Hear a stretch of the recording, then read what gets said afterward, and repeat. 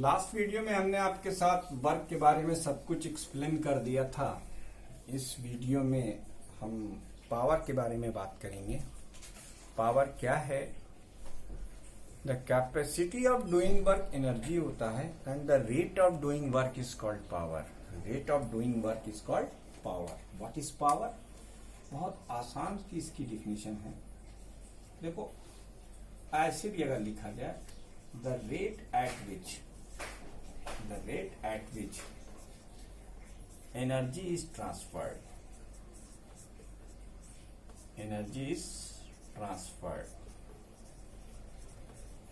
is known as power। इसे power कहते हैं। और एक तो ये तरीका हो गया इसको डिफाइन करने का। दूसरा भी the rate of doing work is called power। ठीक है, ये पावर को डिफाइन करने का दूसरा तरीका हो गया। ठीक, तो पावर जो है, इसको अगर आप मेजर करना चाहें तो कहिए लेट अ मशीन या कोई एक्सटर्नल एजेंट और any external agent, any external agent, मतलब ये इंटरनल काम नहीं होगा। ये जो काम करेगा कोई external agent, let a machine और any external agent done W amount of work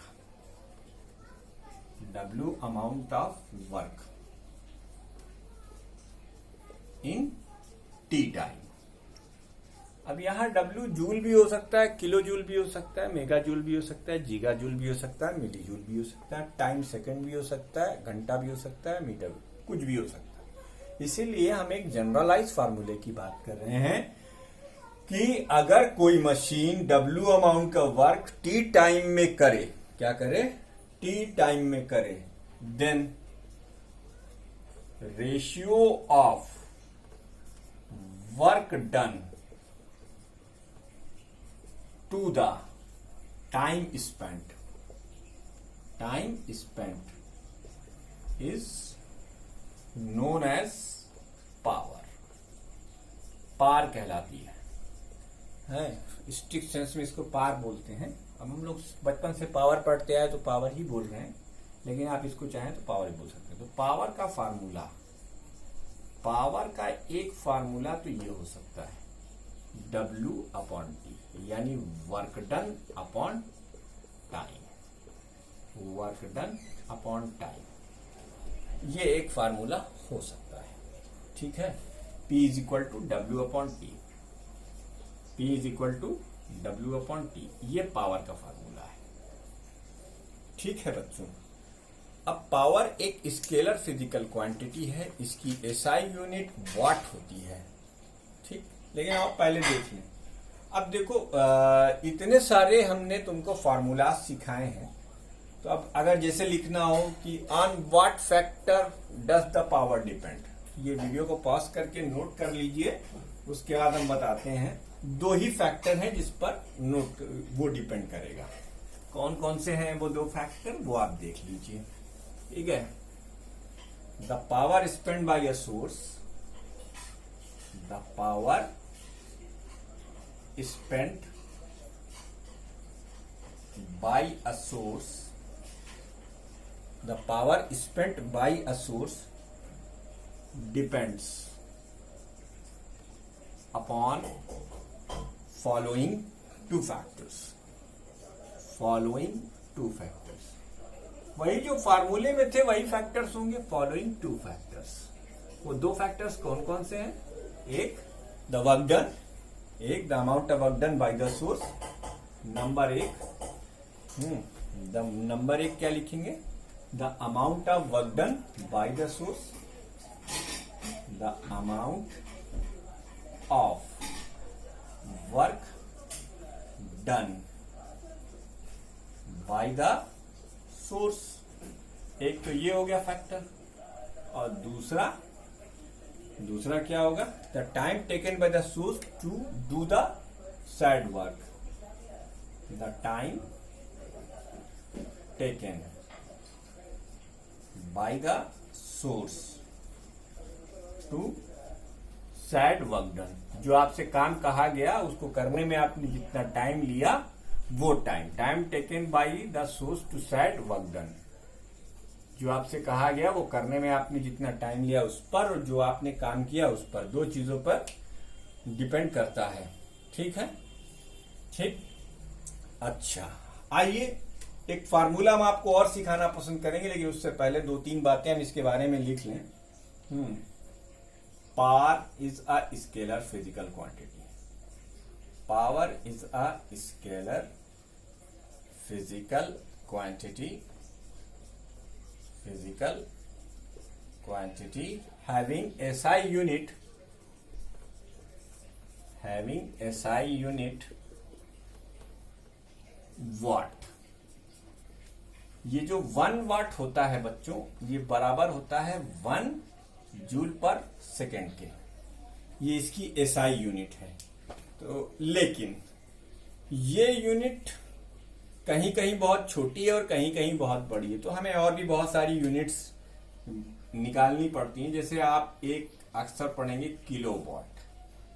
ये क्या है, 1 किलो वाट है। तो 1 किलो वाट जो होता है वो 10 टू द पावर 3 वाट होता है। ठीक। अब बहुत सी जगह पर ये यूनिट, ये बिजली की यूनिट है। ये दोनों हम पावर के लिए यूज करते हैं। कौन सा पावर, इलेक्ट्रिकल पावर। 1 मेगावाट, ये क्या है, ये है 1 मेगावाट। तो 1 मेगावाट की वैल्यू 10 की पावर 6 वाट होती है। ठीक है, 1 मेगावाट की वैल्यू 10 टू द पावर 6 वाट होती है। या फिर 1 गीगावाट, ये 1 गीगावाट, 1 गीगावाट। तो 1 गीगावाट यानी 1 GW, उल्टा लिख दिया है, परेशान ना होना, 10 की पावर 9 वाट हो गया। ये 1 गीगावाट है। 1 गीगा जूल, 1 गीगावाट 10 की पावर 9 वाट हो गया। ठीक है, ये हो गया। अच्छा, अब इसकी जो SI यूनिट होती है, अरे ऐसा, अब इसकी एक CGS यूनिट भी होगी। ठीक है, the CGS unit of power is arc second की पावर -1। ये इसकी CGS यूनिट हो गई। ठीक है, तो 1 वाट, जाहिर सी बात है, 10 की पावर 7 अर्क सेकेंड की पावर -1 के बराबर होगी। एक और कॉमनली यूज यूनिट है हमारे पास, horse power. What is a horse power? Horse power क्या है? एक अच्छी सेहत का घोड़ा अगर किसी चीज को खींचे ना, ड्रैग करे या दौड़े, तो वो कितनी ताकत लगाता है, वो ताकत को हम हॉर्स पावर के नाम से जानते हैं। और वो एक हॉर्स की जो पावर होती है, 1 हॉर्स पावर, 1 हॉर्स पावर यानी एक घोड़े की ताकत, 1 हॉर्स पावर 1 HP। एक अच्छी नस्ल का घोड़ा, कुछ किताबें इसको 746 और कुछ किताबें इसको 750 वाट से लिखती हैं। जो आपकी बुक में होगा वो आप लिख लीजिएगा, 746 और 750 वाट। तो ये थी कुछ यूनिट्स। अच्छा, ऐसे ये चलते चलते मेरे गीत याद रखना, 2-3 यूनिट और बताता हूं, उसे भी याद रखना। 1 मिलीवाट, ये 1 मिलीवाट है। फर्जी यूनिट है ये सब। हाँ, कन्वर्जन फैक्टर अगर आपको मालूम है तो हो सकता है हमसे कहीं गलती हुई हो तो आप उसे सही कर लें। मिली का मतलब -3, किलो का मतलब +3, मेगा मतलब 6, जीगा मतलब 9 हो सकता है। देखो वर्क वाले में शायद में 10 की पावर 12 लिख दिया। ठीक है, तो ये अच्छा। अब इसके बाद हम तुम्हें पावर का एक और फार्मूला बताना चाहेंगे जो तुम्हारी बुक में दिया हुआ है। सुनो, ये वीडियो को पॉज करो और इसे पूरा नोट करो, और चैनल को सब्सक्राइब कर लो भाई सब लोग, और अब वीडियो देखना शुरू कर दो, टाइम बहुत कम रह गया है। आपके एग्जाम्स सर पर आ गए हैं और एग्जाम्स नहीं टलेंगे, ये आप मान के चलिए, किसी के भी बहकावे में मत आइए, है ना। नोट, अब ये फार्मूला हम नोट में डिराइव करेंगे। कहो suppose a constant force F, मान लीजिए कि एक कांस्टेंट फोर्स F है। Suppose a constant force F acts on a body, एक कांस्टेंट फोर्स बॉडी पर एक्ट करता है, acts on a body and it displaces the body by s amount, इतने अमाउंट से डिस्प्लेस कर ले जाता है, ठीक है। In time t then work done का फार्मूला जो आपने पहले पढ़ा था, वर्क डन का फार्मूला फोर्स इनटू डिस्प्लेसमेंट, कोई शक नहीं, फोर्स इनटू डिस्प्लेसमेंट, ये F इंटू एस के बराबर, ये W आ गया। अब आपको अच्छे से मालूम है पावर डिलीवर्ड या पावर ऑफ द सोर्स का अगर आप पावर लिखना चाहेंगे, power of the source P की वैल्यू होगी वर्क डन अपॉन टाइम। देखो, तो वर्क डन का फार्मूला आप जो यहां पर लिख रहे हैं वो F into S upon T इसके नीचे कर दीजिए। एस के डिनोमिनेटर में हमने टी एक पर्पस से लिखा है, क्योंकि एस अपॉन टी ये एवरेज स्पीड होती है। तो पावर का एक दूसरा फार्मूला आ गया, वेयर V ये क्या है, एवरेज स्पीड, ये क्या है, एवरेज स्पीड, इसकी वैल्यू s अपॉन टी है। तो पावर का एक और फार्मूला आपके सामने आ गया, फोर्स इंटू एवरेज स्पीड, ये फार्मूला। पावर का एक और फार्मूला आपके सामने क्या आ गया, फोर्स इंटू एवरेज स्पीड, ये फार्मूला भी आपके सामने आ गया, ठीक है। ये एक और फार्मूला आपके सामने आ गया, V is equal to average speed. याद रखेंगे, दो फार्मूले आपको पावर के मिल चुके हैं और सारी यूनिट भी मिल चुकी हैं। उसके बाद एक टॉपिक है, what is the difference between the work and the power, what is the difference. तो इसे वीडियो को पॉज कर लीजिए और पॉज कर इसे नोट कर लीजिए। अगले बोर्ड पर हम डिफरेंशिएट करने जा रहे हैं, what is the difference between the work and the power. Difference between work and power, बेटा जब भी डिफरेंस लिखने के लिए आए दो कंपेरेबल क्वांटिटी में जो एक बैक टू बैक लिखी हुई हो आपके सिलेबस में, तो हम जानती हो उसमें क्या करेंगे, difference between work and power. अब जैसे मान लो ये लिखने के लिए आ गया कि right the difference between work and power, work और पावर के बीच में डिफरेंस निकालो। तो बेटा पहले तो लाइन खींच दो, ठीक। अब एक तरफ लिखो वर्क और एक तरफ लिखो पावर, ठीक। बात को बड़े ध्यान से समझना, ठीक है। अब देखो, इसमें वर्क को डिफाइन कर दो, यानी W बराबर F इंटू एस। इसका क्या मतलब हुआ, work is said to be done when a force due to application of force F body displace through S, ठीक है। क्या, work is said to be done, work is said to be done when object या body displaces through a distance, through a displacement S by applying force F, applying force F। अब इसमें देखिएगा बहुत आसान है मित्रों, डिफरेंस लिखना, अंतर बताना तो आप लोग से अच्छा कोई जानता ही नहीं। ये क्या लिखा, W/T क्या है, rate of work done of a source. ये क्या है, द रेट ऑफ वर्क, ये एक नंबर इसका भी होगा ना, the rate of work done of a source. एक तो भैया डेफिनेशन का डिफरेंस हो गया, ठीक है। अच्छा, इसमें जो दूसरी काम की बात है, इसमें जो दूसरी काम की बात है वो ये लिख दो कि work done is not depend on time. Work done is not depend on time. Work done time पे डिपेंड नहीं करता। अब इसमें अगर लिखेंगे तो इसमें हम लिखेंगे number 2, power is depend on time. Power is depend on time. ये एक स्पेशल फर्क हो गया। अब अगर 3 नंबर यहां लिखा जाए तो 3 नंबर में आप लिख दीजिए SI unit of work is joule. लीजिए साहब, SI unit of work is joule. और इसमें लिख दीजिए आप SI unit of power is what. SI unit of power is what. लीजिए साहब, ये भी हो गया।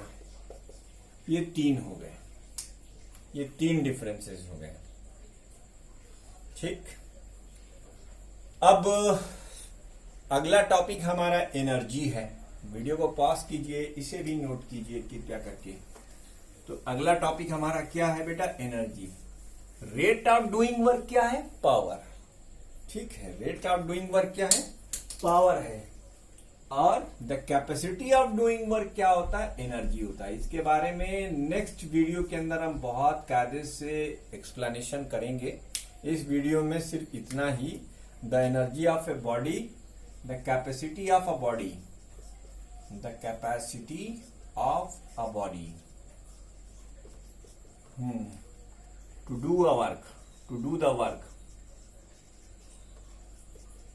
is known as energy, is known as energy। ये एनर्जी होती है, इसको हम क्या कहते हैं, इसको हम एनर्जी कहते हैं, ठीक है।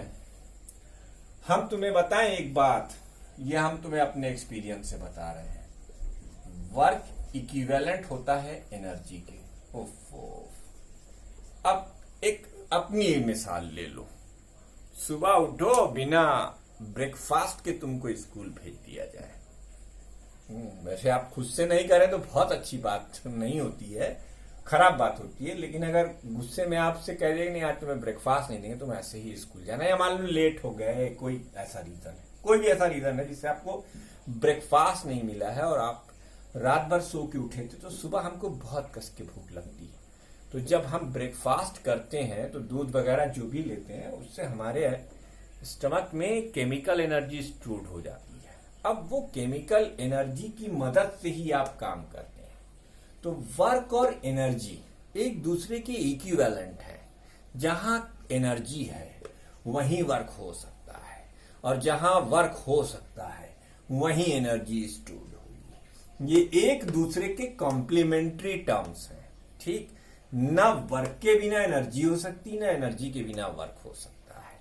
तो एक दूसरे की कॉम्प्लीमेंट्री टर्म है। बाकी अब आपके यहाँ इसकी कुछ यूनिट्स के बारे में फर्जी बातें करी गई हैं, लेकिन चलिए करी गई हैं तो हम भी कर लेते हैं। The SI unit of energy is, the SI unit of energy is joule. क्यों जूल है भाई? जूल इसलिए कि वर्क और एनर्जी इक्विवेलेंट है, ठीक है। अब एसआई यूनिट ये हो गई, सीजीएस यूनिट अर्ग हो गई। अब ये 1 वाट आवर जो है, इसको हम देखो तुम्हें कन्वर्ट करना सिखा देते हैं। 1 वाट मल्टीप्लाइड बाई 60 इंटू 60 सेकेंड, ये क्या हो गया, 3600 वाट सेकेंड, यानी 3.6 इंटू 10 की पावर 3 जूल, ये आ गई। इसी तरीके से अगर हम 1 किलो वाट आवर लिखेंगे तो अब हमें लिखना पड़ेगा 10 की पावर 3 वाट, किलो वाट को बदला है, आवर को बदलेंगे 60 इंटू 60 सेकेंड्स में, ये आ जाएगा 3612 यानी इंटू 10 की पावर 5 वाट सेकेंड या 3.6 इंटू 10 की पावर 6 जूल। ये बिगर यूनिट्स हैं, ठीक है, याद रखिएगा। या इसको हम एक और तरीके से लिख सकते हैं 3.6 मेगा जूल, और इसको हम लिख सकते हैं 3.6 किलो जूल, ये भी लिख सकते हैं। ये आपके ऊपर डिपेंड करता है, it is up to you, ठीक। इलेक्ट्रॉन वोल्ट और कैलोरी, वीडियो को पॉज करके इसे नोट कर लीजिए। थोड़ा टाइम हमने आपका कहा बचा दें। ये कैलोरी है, एनर्जी की हीट में काम आने वाली यूनिट। हीट भी एक एनर्जी का फॉर्म है। आपके यहाँ एक डिफिनेशन पूछी जा सकती है कि डिफाइन कैलोरी या डिफाइन इलेक्ट्रॉन वोल्ट। तो इलेक्ट्रॉन वोल्ट और कैलोरी की डिफाइनेशन आप ऐसे दे सकते हैं, 1 calorie the heat energy required to raise the temperature of 1 gram of water from 14.5 degree centigrade to 15.5 degree centigrade. अब 1 जूल में 0.24 कैलोरी होता है, या 1 कैलोरी की वैल्यू 4.18 जूल होती है। उसी तरीके से इलेक्ट्रॉन वोल्ट भी एनर्जी की यूनिट है, जो ये बताती है कि 1 electron volt is the energy gain by an electron when it is accelerated through a potential difference of 1 volt. तो 1 electron volt charge on electron into 1 volt. Charge electron का 1.6 इंटू 10 की पावर -19 कूलम होता है, और ये 1 volt. तो C into B जो होता है वो जूल के बराबर होता है, ठीक है। तो ये थी तमाम एनर्जी की डेफिनेशंस। एनर्जी और पावर के बीच का डिफरेंस मैं वीडियो को पॉज करके लिख देता हूं, आपकी नोट बन जाएगी। खुद कुछ भी कर लो, है ना। वैसे मैं बता देता हूं, पावर क्या है, rate of doing work. Energy क्या है, capacity of doing work. Power time पे डिपेंडेंट है, एनर्जी टाइम पे डिपेंडेंट नहीं होती। पावर की एसआई यूनिट वाट होती है, एनर्जी की एसआई यूनिट जूल होती है, ठीक है। वीडियो की क्वालिटी, वॉइस या कंटेंट में कोई दिक्कत हो तो मुझे बताइएगा। हम उम्मीद करते हैं कि पिछली वीडियोस की कंपैरिजन में आज आप ये जो 3 नई वीडियो पाएंगे उसमें बहुत अंतर होगा, ठीक है। आपको फिर भी कोई प्रॉब्लम होती है तो निसंकोच, without any hesitation let me know, I will here to solve your any query और एनी टाइप ऑफ डाउट, ठीक है। तो ये आपका चैप्टर 2A कंप्लीट होता है। अब एक वीडियो आपका न्यूमेरिकल का होगा, उसके बाद चैप्टर 2B और चैप्टर 2C। इस तरीके से हम 80% सिलेबस कवर अप कर चुके होंगे इस चैप्टर को खत्म करने के बाद। एक चैप्टर आपका मशीन और रह जाएगा। वीडियो को सब्सक्राइब करना, चैनल को सब्सक्राइब करना मत भूलें। देखते रहें। मैं फिर मिलता हूं आपसे एक नई वीडियो में। धन्यवाद।